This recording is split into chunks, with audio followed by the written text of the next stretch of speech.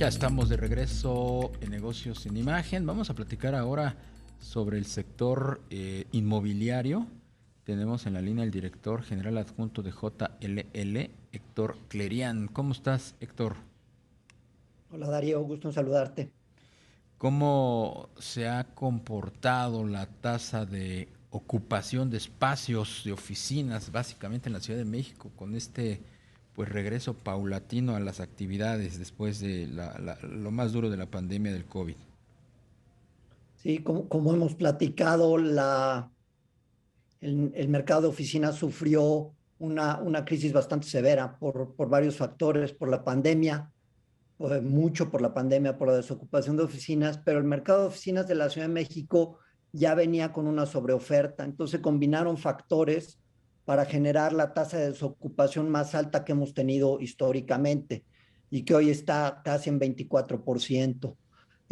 La buena noticia es que este primer trimestre de 2022 se portó ya mejor que el último trimestre del año pasado, obviamente que los trimestres del año pasado, y ya se están pareciendo más los números a lo que vimos en 2017, en primer trimestre, en 2019. Entonces hay un poco de signos de recuperación, mucho derivado de esta disminución de pandemia y del retorno paulatino de las empresas a las oficinas.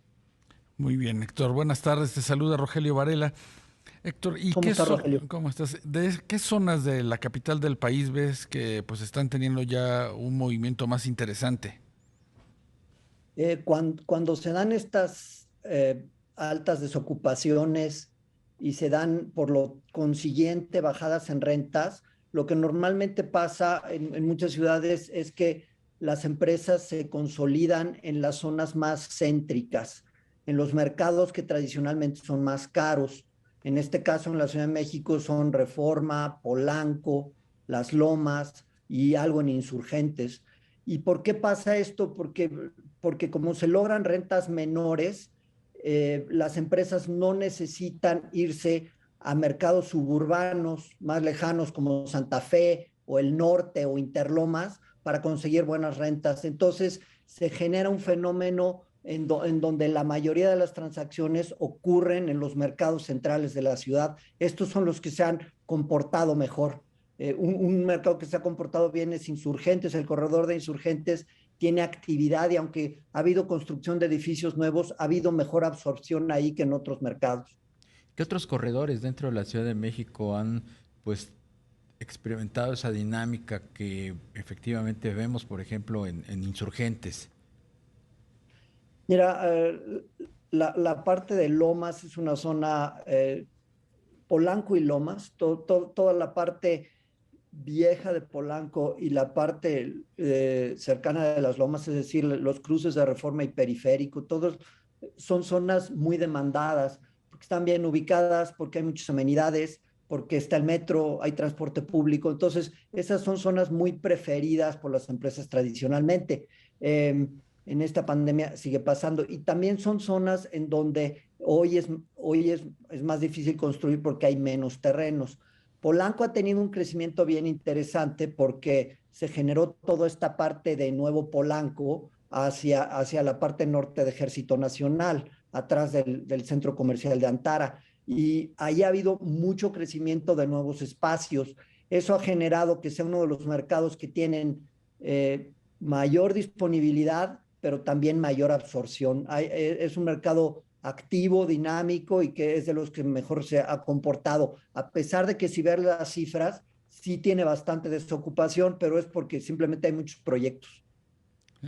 Héctor, con los niveles de desocupación que nos comentas, cercanos al 24%, ¿tú ves alguna intención de los desarrolladores por reconvertir estas oficinas para otros fines, no sé, vivienda o servicios?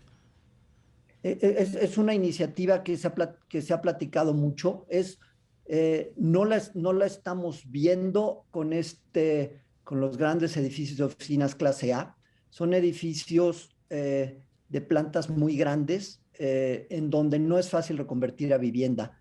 Ha habido algunos pocos en donde se ha reconvertido a tema médico, clínicas, eh, centros de salud, Eso sí, ha habido, pero tampoco hay tanta demanda de eso, ¿no? Eso ha habido alguna reconversión de edificios clase A a este género, ninguno todavía vivienda. Ha habido algunas reconversiones a tema hotelero, ¿no? En donde la parte de arriba de un edificio o algo la conviertes a hotel, de manera que tengas una ocupación mayor que solo a través de oficinas. Lo que sí estamos viendo, Rogelio, es en edificios de plantas más pequeñas, en clase B o C, en insurgentes, ahí sí hay reconversiones. ¿Por qué? Porque como hoy están más bajas las rentas de edificios clase A, todas las empresas que antes buscaban un clase B más barato para ocupar sus oficinas, hoy tienen acceso a edificios de mejor calidad. Entonces están quedando desocupados muchos de estos edificios más viejos. Y son edificios con plantas más chicas que se pueden adaptar más a una estructura de vivienda o de departamentos. Entonces, sí estamos viendo reconversiones de ese tipo y estamos viendo también hasta fondos que están buscando comprar grupos de edificios de eso para reconvertirlos. El único tema con eso es que también hay mucha oferta en el tema de vivienda residencial, ¿no? Entonces, tampoco se puede decir que todos los edificios se puedan reconvertir, porque generaría también una sobreoferta en ese segmento. Después de la Ciudad de México, Héctor, ¿dónde ves o dónde están observando pues mucho movimiento? Eh, los, los tres mercados por mucho más relevantes en temas de oficinas son Monterrey, o sea, Ciudad de México, luego Monterrey y Guadalajara. Monterrey tiene unas desocupaciones similares a las de la Ciudad de México, de hecho hasta mayores. Monterrey está cerca del 30%. Sin embargo, Guadalajara es un mercado bien interesante porque ahí no hubo tanta construcción, no hubo tanto desarrollo de golpe, y como vive allí mucho de empresas de tecnología que no han sido tan afectadas por la pandemia, la tasa de desocupación de Guadalajara es menor y se ha comportado mejor el mercado en cuanto a rentas, en cuanto a que no han decrecido tanto y en cuanto a mejores absorciones. Claro. Héctor, y a propósito del tema de las rentas, ¿qué comportamiento se ha tenido pues, en los últimos meses? Desgraciadamente para el mercado van hacia la baja, ¿no? Bueno, no para el mercado, eso es Para bueno los para los dueños. inquilinos, Sí, sí, malo para los dueños, pero es bueno para los inquilinos. Hoy un inquilino puede asegurar los costos de ocupación de su empresa a largo plazo a rentas súper competitivas.